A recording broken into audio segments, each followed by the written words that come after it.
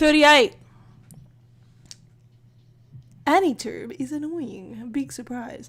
I mean, I don't know what I can say that I haven't already said, but I feel like I say it and then I delete the video, and then I say it and then I delete the video, and this will probably get deleted as well, but like, I don't know, like, it's still frustrating. Even though I've said it so many times, it is still frustrating to deal with.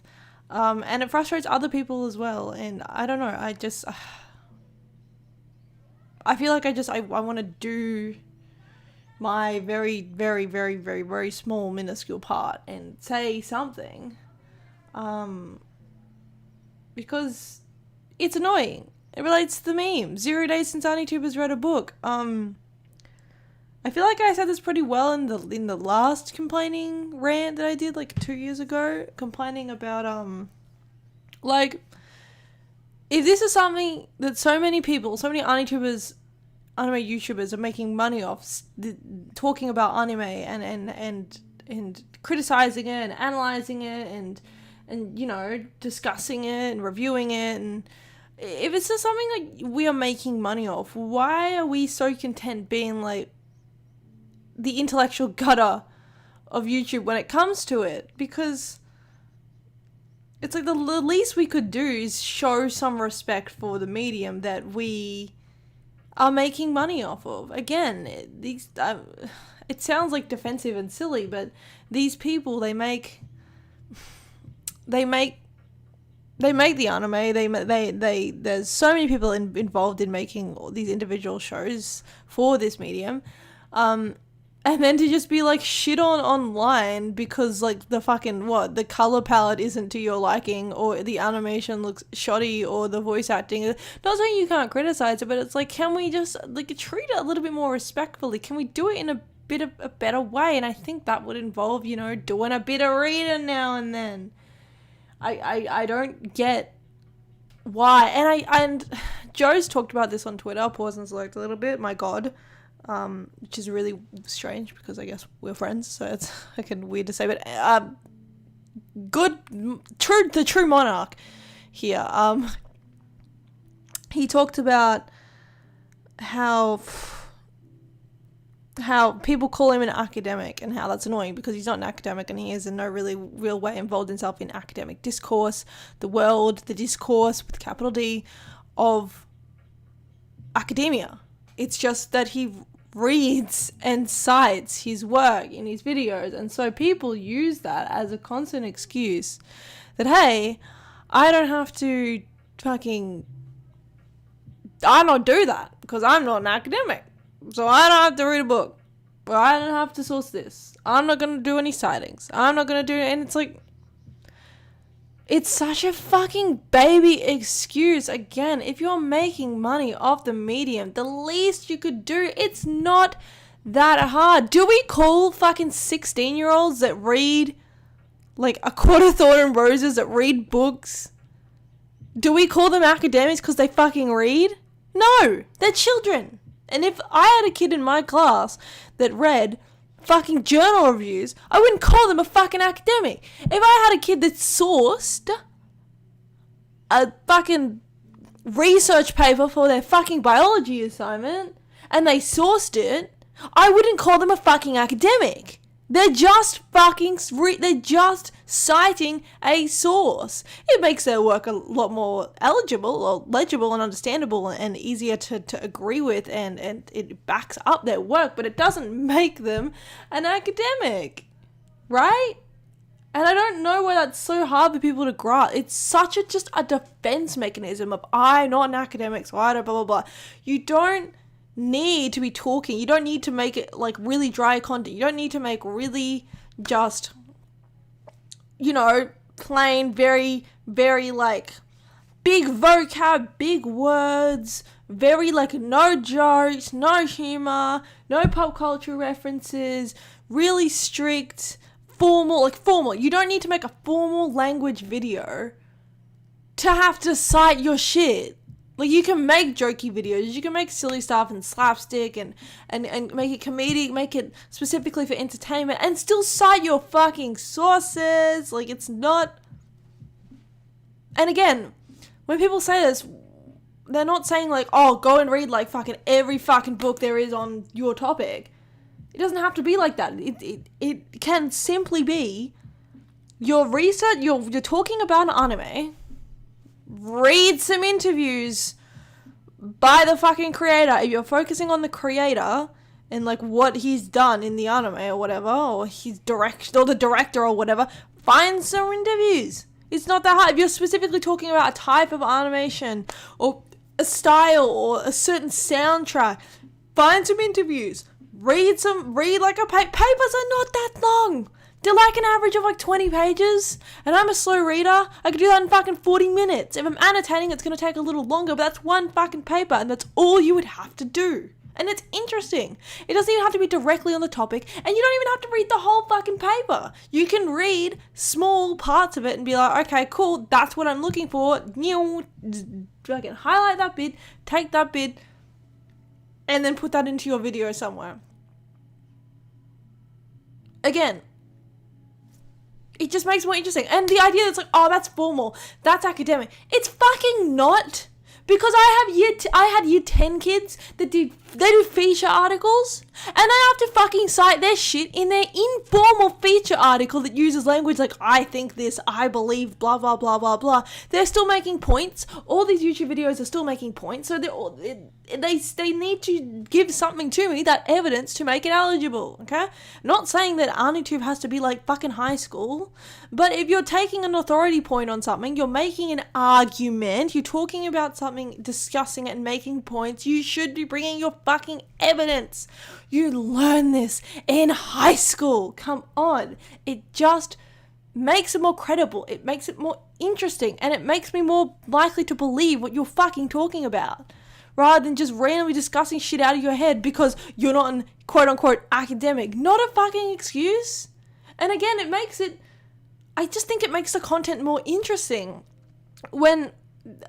because I think when you are using sources and you're citing things and you're getting your information from somewhere else, not just out of your fucking head, you're using it to back up your main points, right?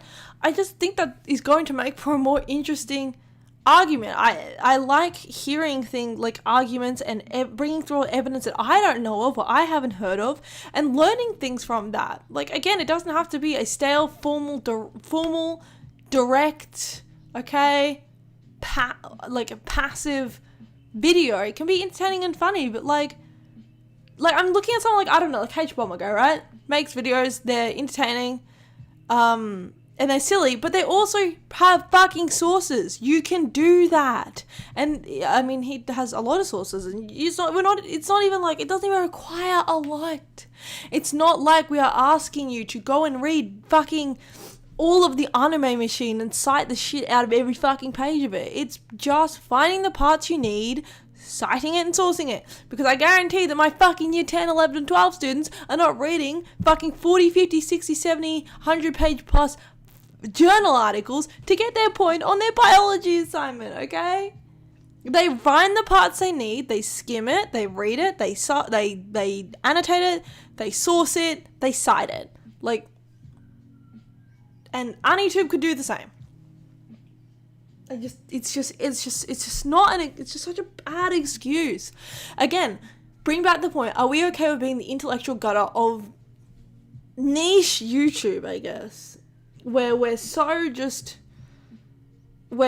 okay with just this constant, it's like, are we just going to have content that is constantly about the same fucking really poorly done critical literacy theory points about different anime over and over and over and over and over and over and over again? This is the best anime. This is the worst anime. This anime is good because color palette. This anime is bad because color palette. This one has good sakuga. This one has bad sakuga. This one soundtrack is good because I like it. This one soundtrack is bad because I don't like it. Like, come on. It is boring.